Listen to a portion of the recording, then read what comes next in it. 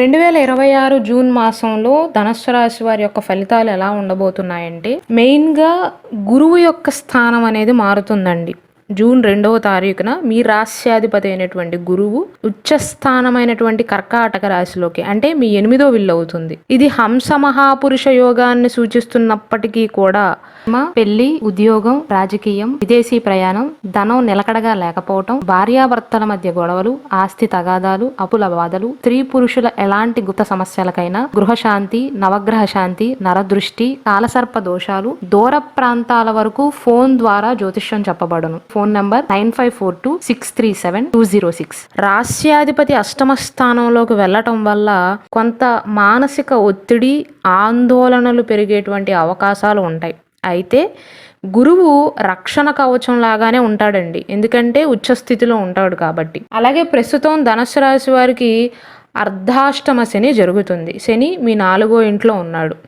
June 15వ తారీఖు వరకు మీ రోగస్థానంలో, అంటే 6వ ఇంట్లో రవి అత్యంత అనుకూలంగా ఉంటాడు. ఆ తర్వాత మిథున రాశిలోకి, అంటే మీ 7వ ఇంట్లోకి ప్రవేశిస్తాడు. ఉద్యోగాలు చేసేవారికి ఎలా ఉండబోతుంది అంటే కేవలం ఉద్యోగస్తులకు మాత్రమే కాదండి, మీరు ఎటువంటి వృత్తి చేసి జీవితాన్ని కొనసాగిస్తున్నా ఈ నెల ప్రథమార్థంలో, అంటే జూన్ 15వ తారీఖు వరకు చాలా బాగుంటుంది. 6వ ఇంట్లో రవి సంచారం వల్ల మీ పైన ఏమైనా నిందలు గనక ఉన్నట్లయితే అవన్నీ కూడా తొలగిపోతాయి. శత్రువులపైన విజయాన్ని సాధిస్తారు. మీరు ఎక్కడ పనిచేస్తున్నా మీ ప్రతిభకు తగినటువంటి గుర్తింపు అనేది లభిస్తుంది. అయితే అర్ధాష్టమ శని యొక్క ప్రభావం అనేది ఇంకా ధనుస్సు రాశి వారి పైన ఉంది కాబట్టి మానసిక ప్రశాంతత అనేది లోపిస్తుంది, పనిభారం ఎక్కువ అవుతుంది. గురువు అష్టమ స్థానంలోకి రావటం వల్ల కెరీర్లో ఊహించని మార్పులు, అంటే సడన్గా ట్రాన్స్ఫర్లు అవటం కానీ, ప్రజెంట్ వర్క్ ఫ్రమ్ హోమ్ చేస్తున్నవారు వర్క్ ఫ్రమ్ ఆఫీస్ చేయవలసి రావటం కానీ, లేదా అక్కడ చేస్తున్నవారు ఇక్కడ చేయవలసి రావటం కానీ, ఇలా సడన్ ట్రాన్స్ఫర్మేషన్ అనేది ఉండే అవకాశాలు ఉంటాయండి. ఎందుకంటే 8వ స్థానం అనేది ఆకస్మిక సంఘటనలను సూచిస్తుంది. కాబట్టి ధనుస్సు రాశి వారు ఏ నిర్ణయాన్నైనా తొందరపడి తీసుకోకుండా 1కి 2 సార్లు ఆలోచించి తీసుకోవటం మంచిది. అలాని ఈ నెలంతా కూడా అనుకూలంగా ఉండదని కాదండి. సాధారణంగా రాశ్యాధిపతి ఉచ్చస్థానంలో ఉంటే దానిని హంస మహాపురుష యోగం అంటారు. కాకపోతే ఇక్కడ ఒక చిన్న నెగిటివ్ పాయింట్ ఏంటంటే దుష్ట స్థానమైనటువంటి 8వ స్థానంలో ఉండటం. ఆర్థిక పరంగా చూసుకున్నట్లయితే ధనలాభం కలిగేటువంటి సూచనలు అయితే బలంగా ఉంటాయండి. అష్టమ స్థానంలో గురువు జూన్ 8వ తారీఖు తర్వాత అక్కడే శుక్రుడు కలిసి ఉండటం వల్ల ఇతర మార్గాల ద్వారా, అంటే మీ ప్రధాన ఆదాయం కాకుండా ఇతర మార్గాల ద్వారా ఆదాయం అనేది పెరుగుతుంది.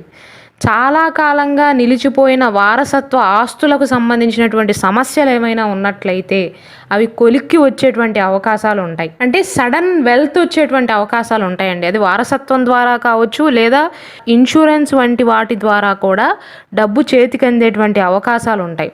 8వ స్థానం అనేది ఆకస్మిక సంఘటనలు సూచిస్తుంది అని చెప్పాను కదండి, ఊహించని రీతిలో వస్తుందన్నమాట. అయితే ఆర్థిక పరంగా షార్ట్ కట్ పద్ధతుల ద్వారా పెట్టుబడులు పెట్టేవారు మాత్రం చాలా జాగ్రత్తగా ఉండాలి, అప్రమత్తంగా ఉండాలి. జాగ్రత్త అవసరం, లేదంటే నష్టపోతారు. వివాహపరంగా చూసుకున్నట్లయితే జూన్ మొదటి వారంలో బుధుడు శుక్రుడు 7వ ఇంట్లో సంచరించినప్పటికీ కూడా అత్యంత అనుకూలమైనటువంటి ఫలితాలు ఉండనప్పటికీ కూడా మిశ్రమ కాలంగా చెప్పవచ్చు.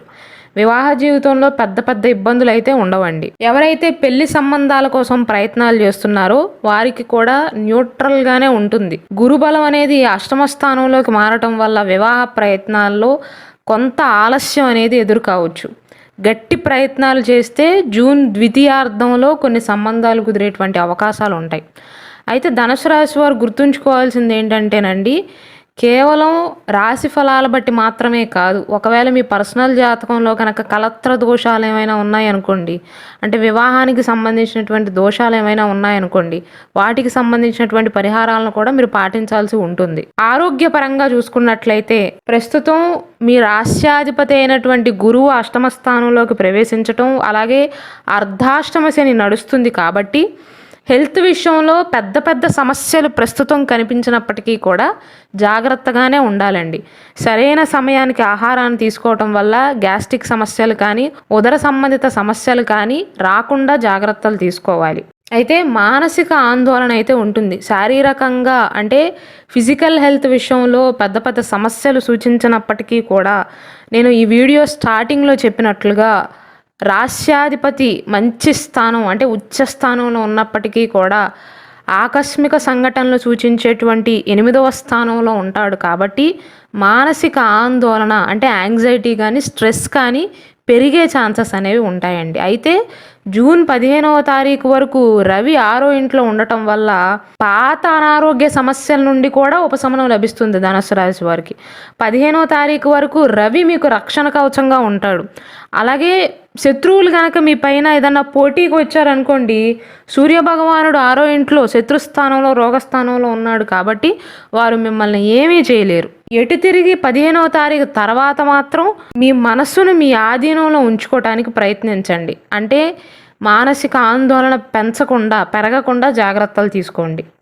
విద్యాపరంగా చూసుకున్నట్లయితే జూన్ 21వ తారీఖు వరకు కుజుడు పంచమ స్థానంలో, అది కూడా స్వక్షేత్రంలో ఉండటం వల్ల ఎటువంటి సబ్జెక్టులను చదువుతున్నా ఆ సబ్జెక్టుల పైన పట్టు సాధించటానికి మంచి పట్టుదల, ధైర్యం కుజుడు ఇస్తాడు. ముఖ్యంగా ఉన్నత విద్య కోసం ప్రయత్నాలు చేస్తున్న వారికి, అలాగే రీసెర్చ్ ఓరియంటెడ్ రంగాల్లో ఎవరైతే ఉన్నారో గురువు యొక్క మార్పు చాలా కొత్త విషయాలను నేర్చుకోవటానికి కానీ యూనిక్ టాలెంట్ని పెంచుకోవటానికి అద్భుతంగా సహాయపడుతుంది.